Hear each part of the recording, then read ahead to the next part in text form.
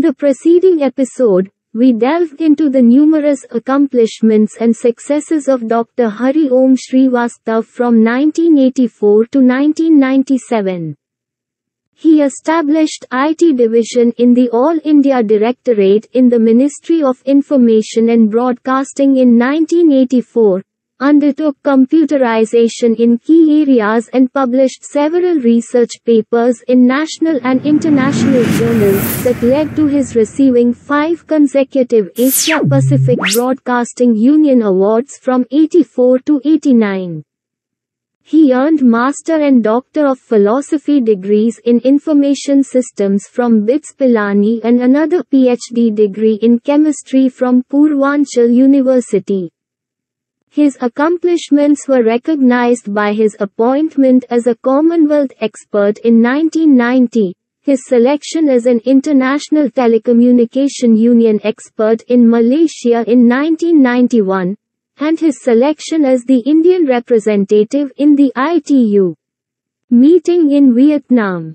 In tribute to the place where he was born, he founded the Technical Education and Research Institute, a higher learning institution, in Ghazipur. Dr. H. O. Srivastava piloted the proposal to establish a public sector under the Ministry of Information and Broadcasting, and prepared the Cabinet Note for the establishment of Broadcast Engineering Consultants India Limited, which was approved in 1997. The primary objective of the company's formation was to execute foreign projects.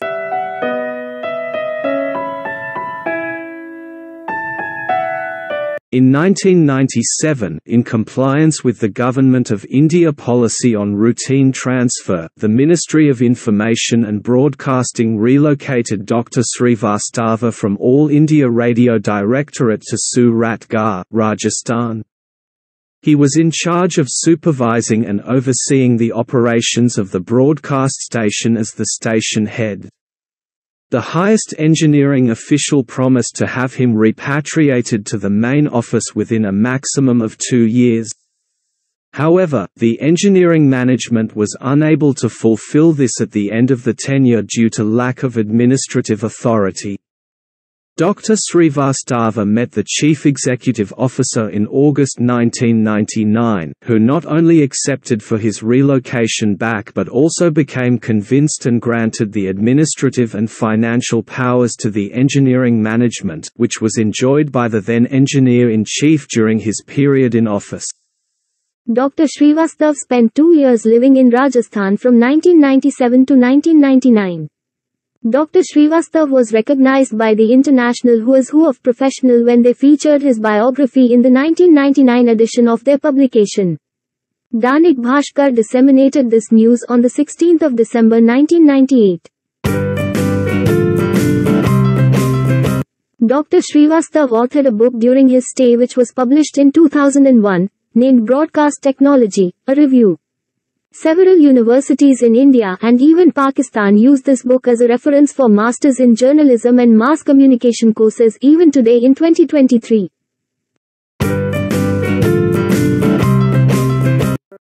Dr. Srivastava started his second stint at All India Radio headquarters in 1999. His initial primary assignment was to complete the disinvestment program of All India Radio and Doordarshan to private and foreign bidders as a part of economic liberation in India. The Ministry of Information and Broadcasting formed a group with Professor P.V. Indi Risan as chairperson, members from the Electricity Regulatory Commission of India, Télédiffusion de France, TDF in short, Doordarshan, and Dr. Srivastava as member secretary and convener from All India Radio. Nevertheless, after long deliberations and discussions, due to the disagreement of All India Radio and Doordarshan members concerning matters such as the appraisal of assets of Prasar Bharati, the staff redundancy, and the inclination of TDF to manipulate the report to their preference, the report was unable to be completed to the extreme dissatisfaction of those in authority at that time.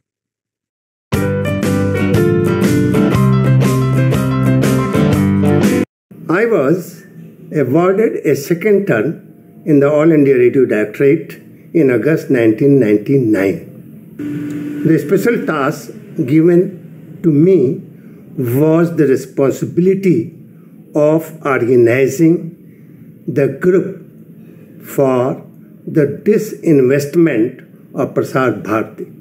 I was very enthusiastic and I was very keen to partially divest Prasar Bharati to acquire more funds for the purpose of modernizing, improving the infrastructure and augmenting its effectiveness. I made a very earnest effort to study and analyze the modus operandi of many broadcast organizations in various parts of the world, namely BBC, TDF, ABC, and others. Based on their working, I compiled a report and willing to go for a global tender for inducting a foreign partner and divesting to an extent of 49%. However, we found that the external partners and members of the group, including the chairman, unilaterally changed the report submitted by the members from Ministry of I&B, that is All India Radio, myself, Doordarshan, my counter colleague, and they modified the draft to divest 71%, retrench staff, and fix the value based on the book value of the assets. This was totally unacceptable to the members of Ministry of I&B, and both of us refused to sign the report. This was not taken very lightly by government at that time.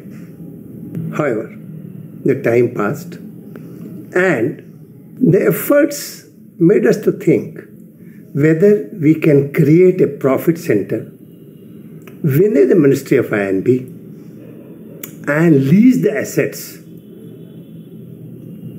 to earn profit and make All India Radio, Doordarshan and the Prasar Bharati financially viable.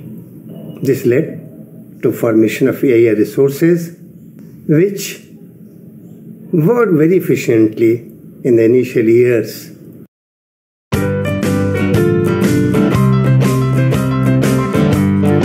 Dr. Srivastava facilitated the signing of the MoU between Prasar Bharati and WorldSpace for starting a satellite-based delivery of high-quality digital music and multimedia services for education and healthcare in African and Southeast countries. The Memorandum of Understanding was signed on May 24, 2000 by Sri R. Shah, CEO, Prasar Bharati, and Mr. Harold Adam, CEO, WorldSpace. The service started on the 15th of August 2000.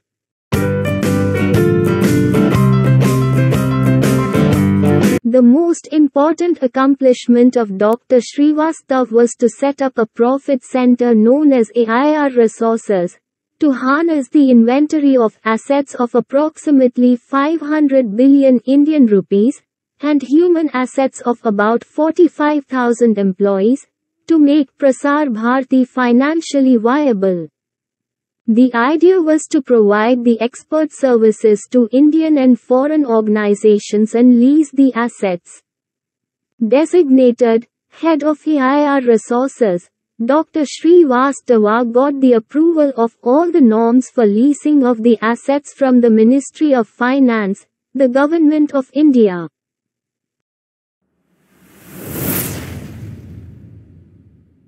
Indira Gandhi National Open University, known as IGNOU, a central university located at New Delhi, India, is the largest open university in the world with 4 million students. It had got approval from the Government of India for establishing an education channel in the country, which involved setting up a 40 number of 10 kW FM stations in various places in the country. All India Radio Resources signed a Memorandum of Understanding with IGNOU on 2 August 2001.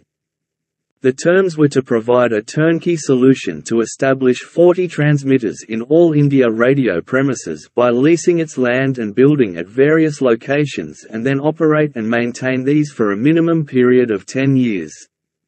Internal profit of INR 1.28 billion were projected.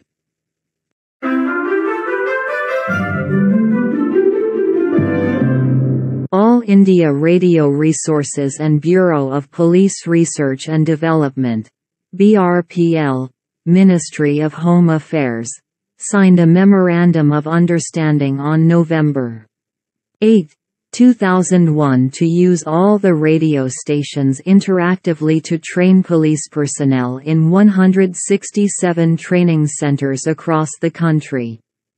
It was also envisaged to use FM radio stations in the country to receive public complaints and then relay it to police personnel on the move. The aim was to link each police person in the country to the citizens for immediate accessibility.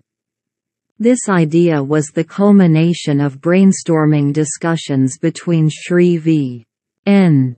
Singh, Delhi Police Commissioner, and Dr. Srivastava.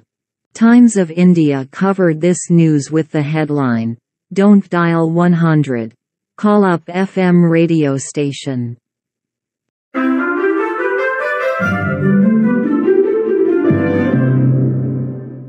Under the liberalisation policy, the Government of India began auctioning radio licenses to private broadcasters in 2000. All India Radio Resources signed agreements with all the private broadcasters on Monday, the 10th of December 2001, to lease its land, building and towers throughout the country to facilitate the start of private broadcasting in the country. An internal assessment of projected profit was 1.36 billion Indian rupees. That also established the private commercial broadcasting regime in the country. The year 2001 achieved exceptional organizational accomplishments. National newspapers gave this widespread coverage. Dr. Hari Om Srivastava had an additional cause for celebration on a personal level in the year. Tech House, located in Boston, USA, a renowned publisher of technical books, released his work, Interactive TV Technology and Markets, in December of 2001. It was recognized as the top-selling technical book in the USA in 2002. Furthermore, in 2001, Dr. Srivastava was recognized by both the Marquis Who's Who and Who's Who in the world when they included his biography in the 19th edition of their publication. During the period between 2002 and 2005, Dr. Srivastava played a major role in the speedy growth of All India Radio Resources as its leader, until his shift to the North Zone. During his tenure, numerous thrilling initiatives were carried out. The India Global AFM Gold program extension to Mauritius was established in May 2002, with an earning of $40 million per year. A novel program to extend All India radio services to passengers on Indian Rails was implemented in June 2002.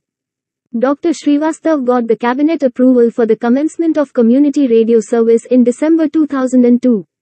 A national agricultural channel, known as Kisamvani, was started in February 2004 using nationwide All India Radio and Doordarshan transmission network to instruct and educate farmers on the use of modern farming techniques in their own language, earning a revenue of 7 billion INR. These, coupled with many other activities, were well progressing towards the goal of achieving financial viability for Prasar Bharati.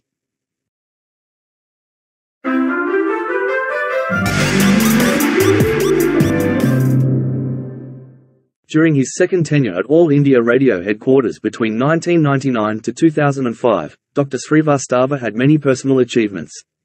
These included his publishing around 150 research papers in national and international journals, publication of several books, holding honorary positions as chairperson of Institution of Electronics and Telecommunication Engineers, India, Delhi, advisor to Prof. University, visiting professor and honorary director and member governing council of several engineering colleges. Institution of Electronics and Telecommunication Engineers, India, honoured him with SN Mitra Award for the most significant contribution in the field of broadcasting. His biography was included in Who is Who in Asia in 2007. The achievements received wide coverage in national and international news.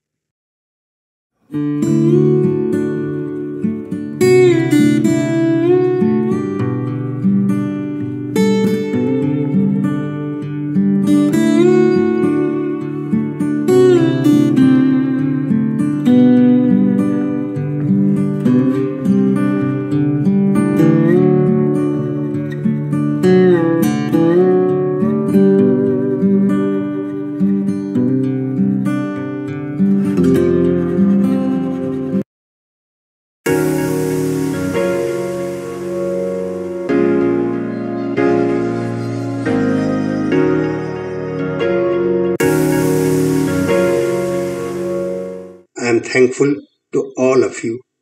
Thank you very much.